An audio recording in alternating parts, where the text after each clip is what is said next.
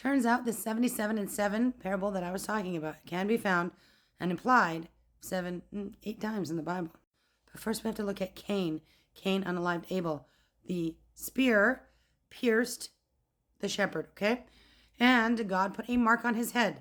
That is the mark of God. The mark of Cain was the mark of God. That's what the mark means. It was a mark of protection. Who else is going to have protection? The 144,000 during the Great Tribulation. And God put that mark and he said, if anybody tried to mess with you, try to unalive you, vengeance will be taken upon them sevenfold. Now let's fast forward to Lamech on Cain's line. Lamech said he slew somebody, and he said, if Cain shall be avenged sevenfold, truly Lamech 70 and sevenfold. So 7, 7, 7, first of all. Second of all, 70 and sevenfold, which is 70 times 7, which is 490.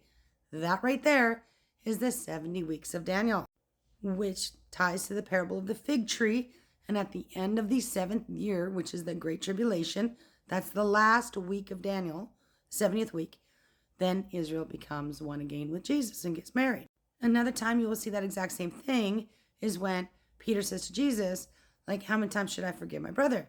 Then came Peter to him and said, Lord, how oft shall my brother sin against me, and I forgive him? Till 7 times? Jesus said unto him, I say not unto thee until 7 times, but until 70 times 7. So again, that's the same thing. 70 times 7, 490. The first 69 weeks was when Jesus arrived. The last week is the 70th week of Daniel. You get it? And written here, 3 times 7, 7, 7. Same verse. All right, so let's break it down. Mark of Cain, all right? Now this is on Cain's line. This is going to be Seth's line. Here we have Lamech. Lamech's name meaning despairing, but it seems to have a dual meaning, so despairing also strong. Like I showed you before, 70 and sevenfold, so multiplied, is 490, 70 weeks, but also written as 77 in other versions of the Bible, because it is 77 plus 7. And when we look on Seth's line, you can see it because of Lamech, as in the days of Noah. Remember, it goes Methuselah, Lamech, and then we got Noah, 777 years old. That's the 77 plus 7, which is 84. That's the marriage. And we know that at 69 weeks, the Messiah came. That's Jesus. And that was 483 years in. But there was a break until Israel became a nation again. That final 7th week would not take place until Israel was 77, which they are right now. So that's going to be your 7th week, 7-year tribulation. Now, take note. On Cain's line, Lamech's son, his name was Tubal-Cain. And we learned yesterday that the name Cain means spear. Tubal-Cain means world spear, as in this world, the sin, the spear, in Jesus' side, that he took our sins on. Now, Tubal-Cain was 7th from Adam, but 6th from Cain.